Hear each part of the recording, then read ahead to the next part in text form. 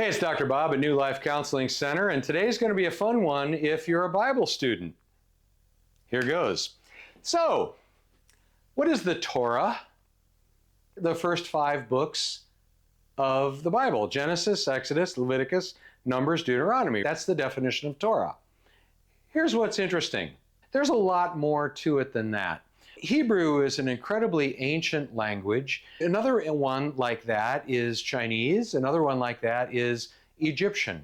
When you look at the Chinese language and the Egyptian hieroglyphs, what are they? They're pictures that are chipped in and engraved. Hebrew started out with pictographs, exactly the same, because it's an ancient language.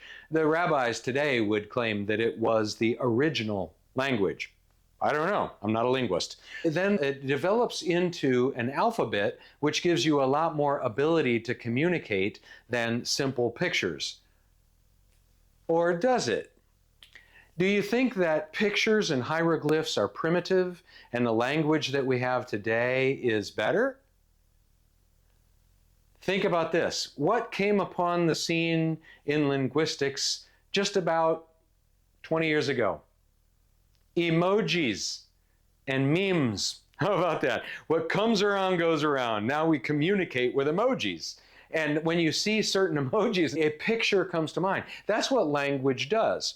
So you're reading these words that are assembled with a bunch of letters, but the way that the brain processes is that you see a picture of it. Let's go to Torah. There's 3 pictographs in the Hebrew language that give a picture of what God was trying to help us to see with the Torah. Can you guess what it is? I've never had anybody guess. The answer is a river. Now, everything I just said to you now already is true. Now, let me run with it. Let me go with my imagination. Okay? Play with me. If God wanted us to envision a river, let's envision it. What is it about a river? The first thing is they're kind of beautiful, right? I think I would rather have a home on a river. The second thing is there's provision in a river. You can fish with a hook or a net. A lot of apostles were fishermen, right? So there's supply there. What else is there? There's also danger. We do the hunting, but there's hunters underneath that water that hunt us. How about that? So those kind of go together. The word adventure is interesting because embedded in the word adventure is the word fear. So when you're on a river, part of the adventure is the fear. The boat might sink and the piranhas might eat you before you can say ouch. Okay, so the other thing about a river, it's living water. And in the Bible, when it talks about living water, it means it's moving. Good advice is don't drink still water. Drink moving water, living water. If you get in a river, it moves you. Let's say we run down to Rock Springs. There's a big group of us and we rent some inner tubes. We all jump in the river together and we're all floating on an inner tube. If we're doing that, the river takes us someplace. As I'm floating along in my inner tube, I probably want to hook an ankle to your inner tube and maybe some others. We look like those, I don't know what the species of ant is, but they all float down together, Well, that's us, right? But we don't have to do that. So I see a turtle sunning itself on a log over there. I can unhook from you and swim over there and see how close I can get to the turtle. Well, that was kind of fun, right? And then I paddle back over and maybe I hook an ankle on somebody else's inner tube. Okay, the idea is that we're going along through this adventure, this thing called life, and sometimes I'm with you, sometimes I'm with them, sometimes I'm with a stranger, sometimes I'm alone. It's all fine. It's all part of the adventure. See it? Now, how far can you see when you stand on the beach in Daytona? I think with the curvature of the earth, you can't see forever, right? How far can you see ahead on a river? It depends, and it changes. As we are in the river that God has provided for us, called life, sometimes you can see pretty far away, other times you can't. What is up around that bend in the river that you can't see? Do you know? That's all part of the adventure. Maybe there is some little white water, and wouldn't that be exciting? You know, we go a little faster or something like that. Maybe you go into a lake and this river feeds into it. You might be in that lake for weeks before you finally find your way where the river continues out of the lake.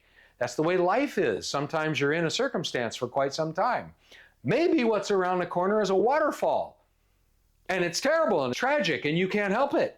But that's all a part of life.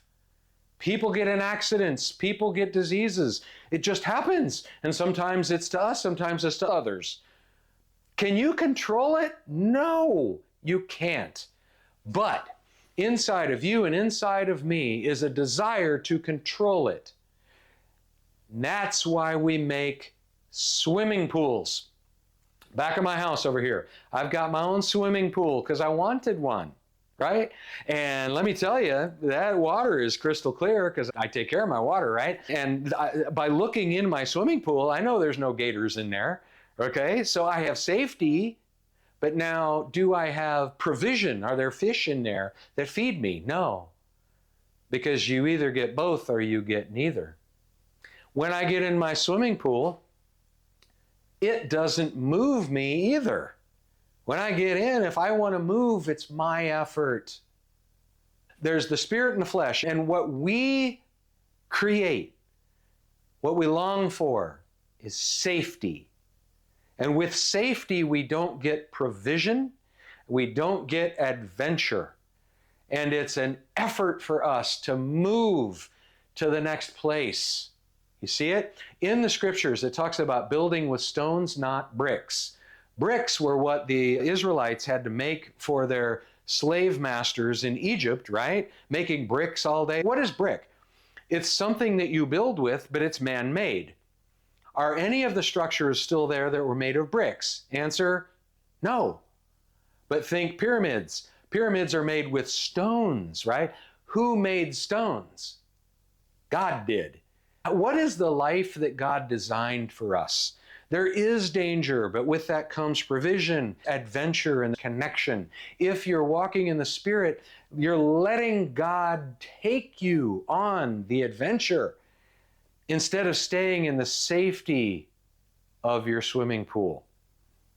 Bet you never heard that one before. Isn't the scripture fun? This is why I love learning from rabbis. Rabbis are so smart. They've been at it for 3.5 millennia, digesting these ideas, and they're the ones who got the language first. Isn't it interesting? The scriptures go beyond the Greek mindset. What did God say to John? That you take the word and you eat it, you swallow it, you digest it, you masticate it, you grind it. That is what we're supposed to do, is meditate on scripture, entertain all these different ideas, and double check and ask God and wrestle for deeper wisdom, not just knowledge. That's enough for today. Hope you enjoyed it. And please like and subscribe. I'd love to continue doing these videos.